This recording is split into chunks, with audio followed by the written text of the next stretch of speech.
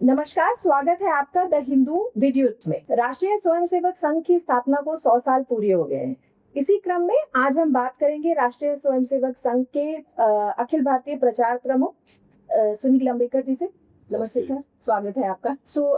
सबसे पहला सवाल, सन 2025 में संघ की स्थापना के बाद के 100 साल पूरे करने के बाद संघ अपनी मूल विचारधारा को कैसे परिभाषित करता है? 100 साल में आपकी संघ की विचारधारा में क्या बदलाव आया है?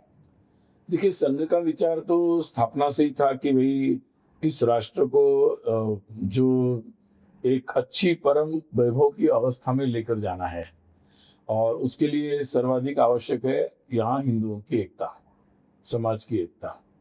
और इन बातों के लिए चाहिए कि ऐसे लोग चाहिए जो इसके लिए पूरी तरह डेडिकेटेड हों और ऐसे लोगों को इन उद्देश्यों को लेकर संघ का कार्य प्रारंभ हुआ। और इसी दृष्टि से लगातार यही विचार था कि ये हिंदू राष्ट्र है। बिल्कुल साफ बात थी कि इस राष्ट्र की परिचय क्या है, इस राष्ट्र का तो ये हिंदू राष्ट्र है। और यहाँ हिंदुत्व ये एक जीवन पद्धति है और वो जीवन पद्धति किसी के विरोध में नहीं है, किसी को समाप्त करने के लिए नहीं है, तो ये सभी के कल्याण के लिए है। और इसीलिए इसकी स्थापना होना भारत के लिए नहीं, पूरी दुनिया के लिए, पूरे विश्व के लिए, मानव जाति के लिए, सृष्टि के लिए अच्छा है। और इसी एक सात्विक भाव से, जैसा अपना राष्ट्र एक सात्विक राष्ट्र है, वैसे ही सात्विक भाव से राष्ट्रीय स्वयंसेवक संघ की स्थापना हुई इस विचार के साथ। और उसी विचार में कोई भी बदलाव अभी नहीं हुआ है, वो विचार वैसा ही है। अब जैसे जैसे समय के साथ काल, परिस्थिति, आवश्यकता, हमारा कार्य जैसा विकसित होता जा रहा है, तो समाज जीवन की विविध प्रकार के विषयों के साथ हमारा संबंध आ रहा है।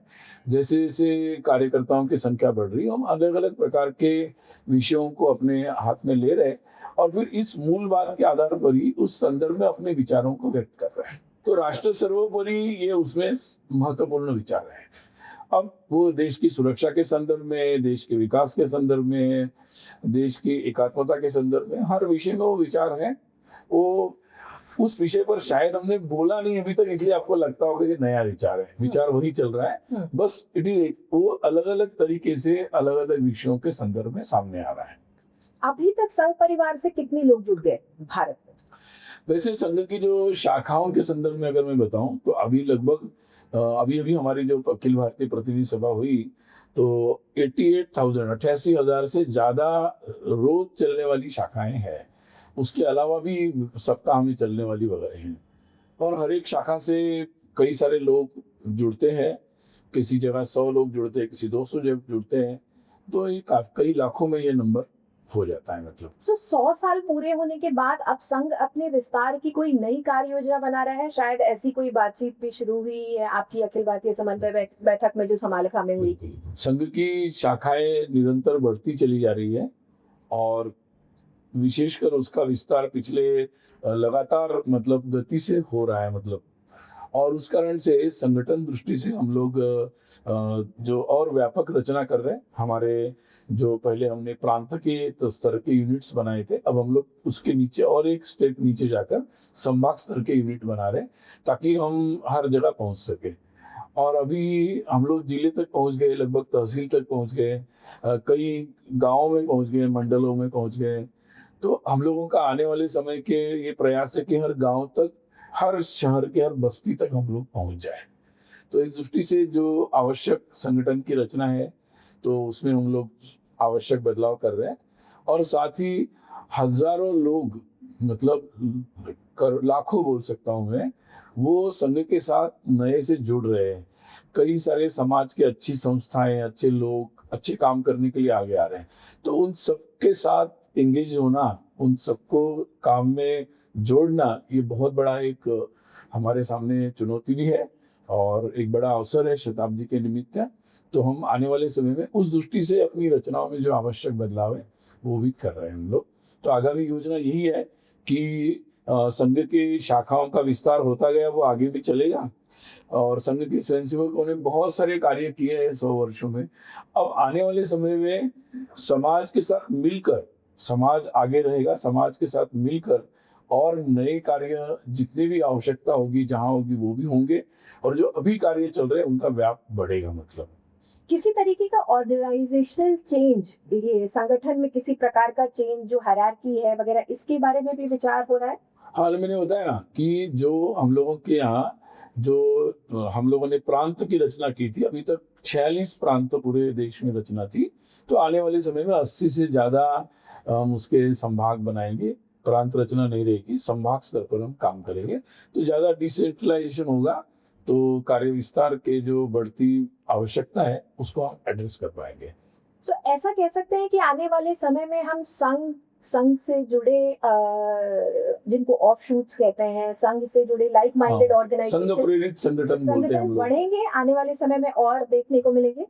मैं ऐसा ऐसा निश्चित नहीं कह सकता, लेकिन जितने भी अलग अलग प्रकार के कार्य आवश्यकता है उसमें नई व्यवस्थाएं, संगठन, संस्थाएं वो बनती चली जाएगी। मतलब और जितनी भी अभी संस्थाएं या कार्य चल रहे हैं उसमें भी नए नए आयाम जुड़ते चले जाएंगे। संघ और भाजपा के बारे में कि जी जो है रिश्तों के बारे में ये काफी चर्चा में रहता है जी हमेशा। अभी बिल्कुल भाजपा हमेशा। ने काफी समय के अंतराल के बाद अपने नए पार्टी चीफ को चुना है, मिस्टर नितिन नवीन, जिनका संघ से काफी दूर दूर तक कोई मतलब ताल्लुक नहीं है। ऐसा कहा जा रहा है कि वो ना ये बीबीपी ना ये राष्ट्रीय स्वयंसेवक संघ की किसी भी संस्थान से जुड़े हुए थे। तो ही इज आई थिंक ये अपने तरीके के पहले भाजपा प्रेसिडेंट होंगे, मिस्टर नितिन नवीन, जिनका संघ से कोई ताल्लुक नहीं रहा। इसको आप कैसे देखते हैं? मैंने उनके परिवार का संघ से संपर्क रहा जहाँ तक मैं जानता हूँ, और वैसे स्वयं वो राजनीतिक दल के अध्यक्ष बने हैं बीजेपी के। बीजेपी में वो बहुत वर्षों से कार्य कर रहे हैं, तो मुझे लगता है कि बीजेपी के वो बहुत लंबे समय के कार्यकर्ता हैं। पर इससे कोई आइडियोलॉजिकली किसी तरीके का जब कोई अल्टीमेटली मतलब अगर देखें तो जो कोर आइडियोलॉजी है जो संघ से कोई सीख कर जाता है या जो सिर्फ भाजपा में आया है, इससे कोई फर्क पड़ता है? मुझे लगता है कि देखिए ऐसा है कि संघ के जो स्वयंसेवक है वो समाज जीवन के हर क्षेत्र में जाकर हर एक संगठन, अलग अलग संगठनों में काम करते हैं। बहुत सारे संगठन में वो संगठन को चलाने में अपनी प्रमुख भूमिका भी निभाते हैं। तो बीजेपी में भी मुझे लगता है कि पर्याप्त स्वयंसेवक है जो संगठन में उनके महत्वपूर्ण भूमिका में है और निर्णायक भूमिका में है। तो और अच्छे तरीके से वो विचार को समझते हैं, जितना हम लोग समझते हैं उतना वो भी समझते हैं, उतना उनका भी अनुभव है। तो मुझे लगता है कि वो और अच्छे तरीके से इसको आगे लेकर जाएंगे। तो सर मतलब जब आप ये कह रहे हैं कि अब बीजेपी में बहुत सारे स्वयंसेवक आ गए हैं, सो कोई ये एक वजह है कि आप लोग संगठन महामंत्री नहीं दे रहे हैं अब भाजपा को बहुत सारे राज्यों में? नहीं नहीं, वो तो एक सिचुएशनल होता है, वो तो तात्कालिक वहाँ वहाँ की उस समय की परिस्थिति, आवश्यकता, व्यवस्था, उपलब्धता, इन सब बातों पर वो संगठनात्मक विषय है। मतलब तो वो अपने कई सारे उसमें मुद्दे होते हैं, उसके आधार पर तय होता है, ऐसा कुछ नहीं। सर संघ जो है वो बहुत सारे संगठन है जिसमें आवश्यकता है, जहाँ जरूरत है वहां भी हम दे नहीं पा रहे हैं। तो हम लोग तो लगे हुए कि और ज्यादा संख्या में प्रचारक आए और काम करें। अच्छा, लोग वैसे ऐसे एक दो संगठन का नाम बताना चाहिए? नहीं, बहुत सारे संगठन है अभी। जैसे सक्षम संगठन है जो दिव्यांगों के लिए काम करता है, और उसमें वो बहुत सारे, कितने सारे दिव्यांगों के प्रकार है, कितने सारे महिलाओं के क्षेत्र में बहुत सारे लोग काम कर रहे हैं, सेवा के क्षेत्र में बहुत सारे काम हो रहे हैं, बहुत सारे विद्यालय और शिक्षा के क्षेत्र में काम हो रहे हैं। तो इन सभी कामों में बहुत ज्यादा लोगों की आवश्यकता है। तो लगातार और फिर संगठन जो जितने बन रहे हैं उसमें भी विस्तार हो रहे हैं, तो बहुत सारी जरूरत है। मतलब सर संघ जो है वो ऐतिहासिक रूप से जनसंख्या बदलाव को लेकर, क्रॉस बॉर्डर इन्फिल्ट्रेशन जैसी चीजों को लेकर काफी मुखर रहा है। आपको आने इस वक्त के जो भारतीय समाज है उसमें ये जनसंख्या असंतुलन और जो क्रॉस बॉर्डर इन्फिल्ट्रेशन है, ये कैसे एक मुद्दा लगता है और मतलब जिसके ऊपर विचार किया जाना चाहिए? नहीं, बिल्कुल ये एक किसी भी देश के लिए अगर उसमें बड़ी संख्या में अवैध नागरिक आते हैं तो ये किसी भी देश की सुरक्षा, एकात्मता के लिए चिंता का विषय होता है। हमारा देश लोकतांत्रिक है अगर अवैध लोग आते हैं, अपने केवल वो आर्थिक नुकसान नहीं पहुंचाते, तो उसके आधार पर वो हमारे लोकतंत्र में भी अवैध तरीके से प्रवेश करते हैं। तो ये कुल मिलाकर देश की एकता, सुरक्षा, अखंडता के लिए एक प्रश्न चिन्ह खड़ा होता है। एक दूसरे के देशों में काम करने के लिए जाना विधिवत रूप से ये तो सामान्य सी बात है, परंतु ये इस तरीके से आना ये गलत है। और अपने देश में जो एक पृष्ठभूमि है उसकी, देश के विभाजन के पश्चात जिस तरीके से देश बने और उसके पृष्ठभूमि में इस तरीके की बातें होना, ये और चिंता की बात बनती है। और 1947 में हमारा देश विभाजित हुआ, तो ये बात दोबारा कभी न हो, ये बात को देखना तो मुझे लगता है कि देश के हर नागरिक का कर्तव्य है। और केवल संघ नहीं, पूरे देशवासी ही इस बात से चिंतित रहते हैं। साथ ही देश में जहाँ जहाँ, और ये विभाजन क्यों हुआ, जनसंख्या के असंतुलन के कारण हुआ।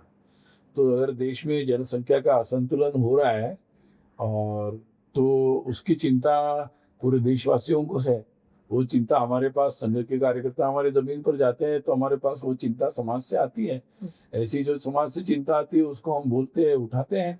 कई लोग राजनीतिक दबाव में या अपने राजनीतिक स्वार्थ के कारण देश हित के मुद्दों पर भी नहीं बोलते हैं या विषय को छोड़ देते हैं। लेकिन संघ जो है वो, उसके लिए तो ये प्राथमिकता का विषय होता है और इसलिए हम मुखर होकर इस विषय पर बोलते भी हैं।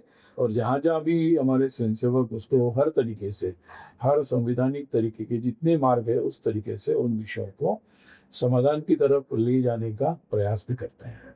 सर, तो संघ जो है लोगों के बीच कैसे इसके लिए अवेयरनेस क्रिएट करने की कोशिश कर रहा है? और लगातार ही अवेयरनेस का प्रयास हो रहा है, क्योंकि जो देश की परिस्थिति है, तो कई हमारे उन प्रदेशों में जहाँ ये अवैध घुसपैठ ज़्यादा हुई बांग्लादेश से, उसके बारे में हम आंकड़े उपलब्ध हैं। तो वो हम सब आप लोगों के जैसे माध्यम से, हमारे स्वयंसेवक जब लोगों के पास जाते हैं तो कई सारे अभियान चलते हैं, उसके माध्यम से लोगों तक ले जाते हैं।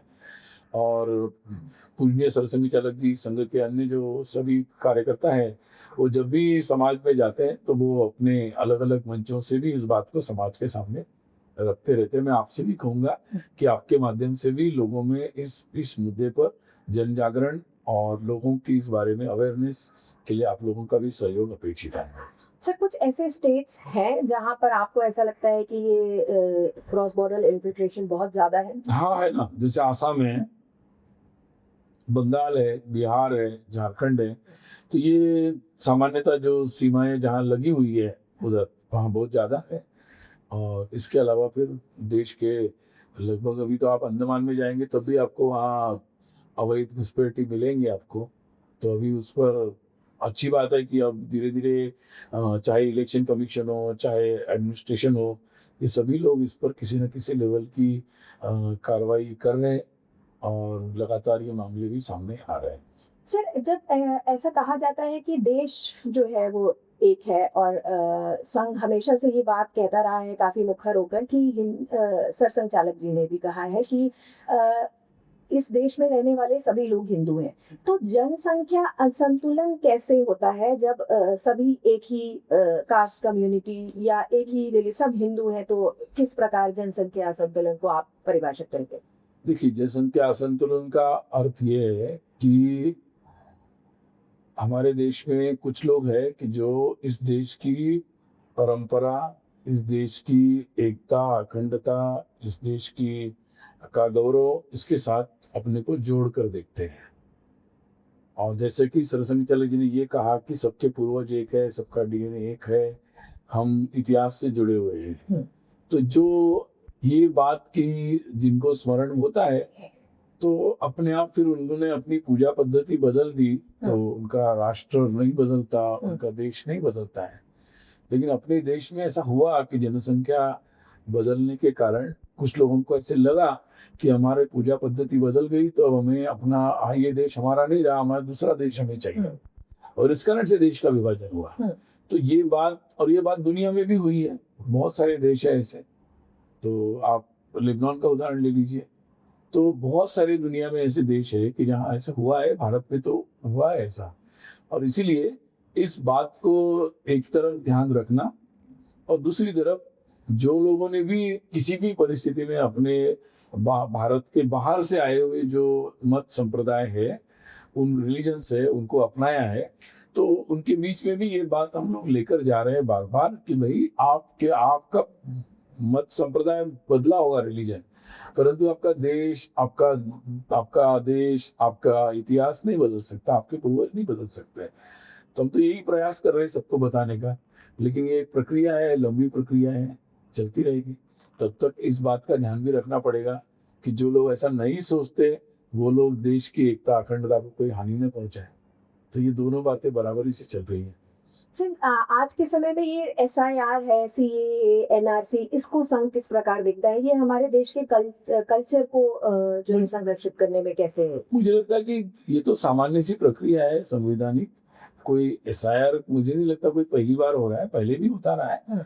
मुझे लगता है कि मतलब मैं उस पर क्या कमेंट करूं कि सभी लोग जानते हैं कि ये देश हित में है और अवैध कोई भी अगर उसमें व्यक्ति होगा सूची में तो उसका परिष्कार करना चाहिए। सिंपल सी बात है मुझे लगता है। उसमें कोई बहुत ज़्यादा रॉकेट साइंस नहीं है। और जो लोग इसमें अगर मानते हैं कि भाई हमारा नाम कहीं गलती से निकल गया है तो अप्लाई कर सकते हैं। बहुत अच्छी सिस्टम काम कर रही है वो। मुझे लगता है बाकी जिनको तो राजनीति करनी है उस पर मैं क्या बोल सकता हूँ। सर एक बड़ा टॉपिकल सा मुद्दा है ये जो वॉर चल रहा है वेस्ट एशिया में, युद्ध की स्थिति से भारत भी प्रभावित है कई जी। तरीकों से। इस पर संघ का क्या नहीं, इस पर तो ऐसा है कि एक अंतर्राष्ट्रीय मुद्दा है और भारत सरकार के नाते, पूरे देश के नाते जो भी नीतियाँ होगी, उसका निर्धारण और उसकी जो भी एक सार्वजनिक भूमिका होगी, वो भारत सरकार लेगी। और इस समय ऐसे समय जब भी होता है, तो मुझे लगता है कि सारे मतलब इवन अपोजिशन पार्टीज़ को भी अपने मतभेद भूलकर सरकार के साथ खड़े होना चाहिए, ताकि हम देश के नाते अपने देश हित को, अपने राष्ट्र हित को हम लोग सबसे ऊपर रख सके। तो मुझे लगता है कि संघ की भूमिका भी उसमें समाहित है।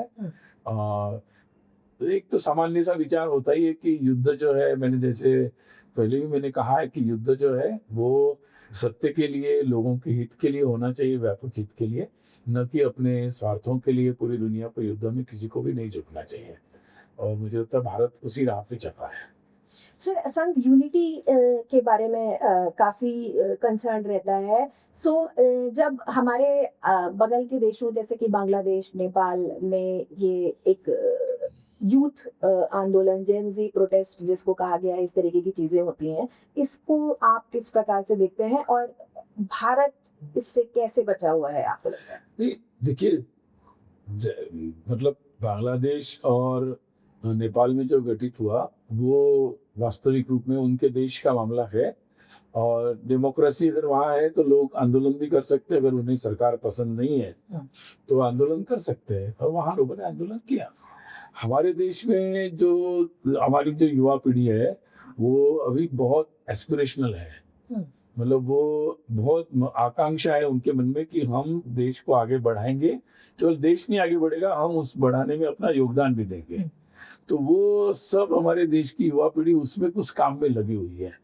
और उन्हें, मुझे लगता है कि ये भी लग रहा है कि सरकार भी जिस तरीके से उनके अनुकूल काम करते चली जा रही है तो वो उसी में लगे हुए हैं। और मुझे लगता है कि हमारे देश की युवा पीढ़ी संविधान के को बहुत मानती है और उसके दायरे में रहकर ही ये सारे परिवर्तन के लिए अपना योगदान देने के लिए आगे आ रही है।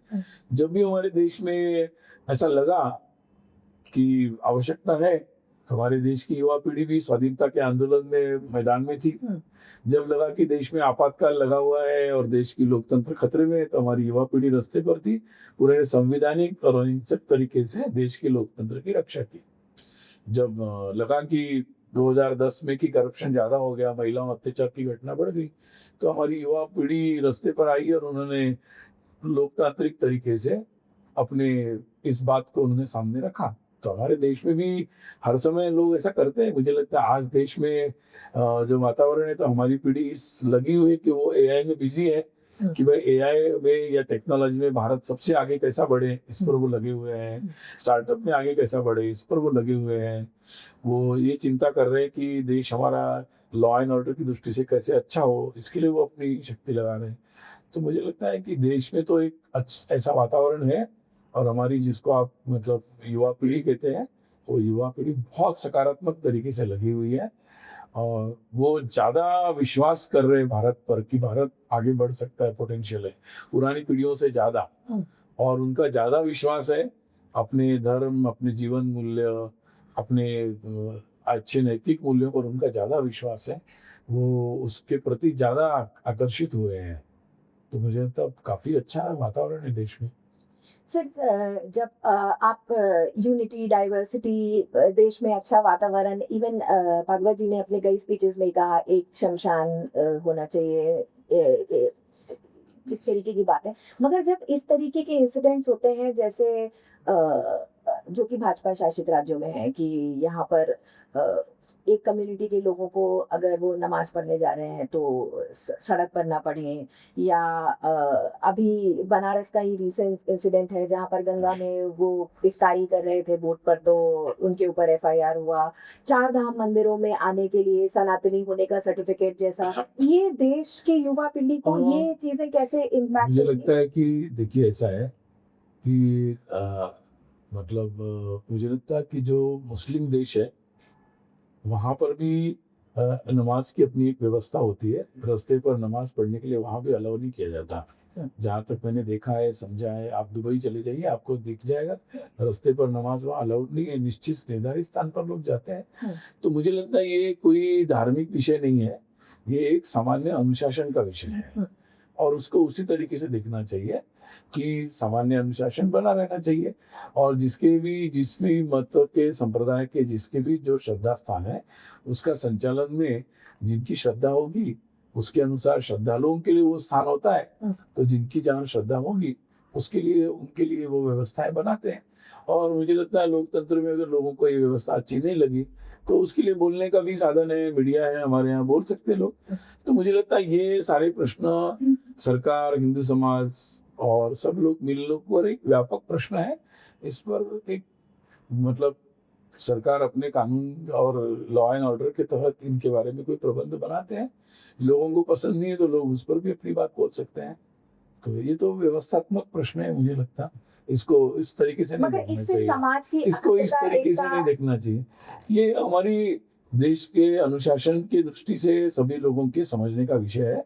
अगर कोई और हम लोगों का तो सभी से संवाद होता है, हमारे सामने तो ये विषय नहीं उठा रहे कोई। उठाएंगे तो हम बातचीत करेंगे, सबके साथ करेंगे बातचीत। धन्यवाद, थैंक यू।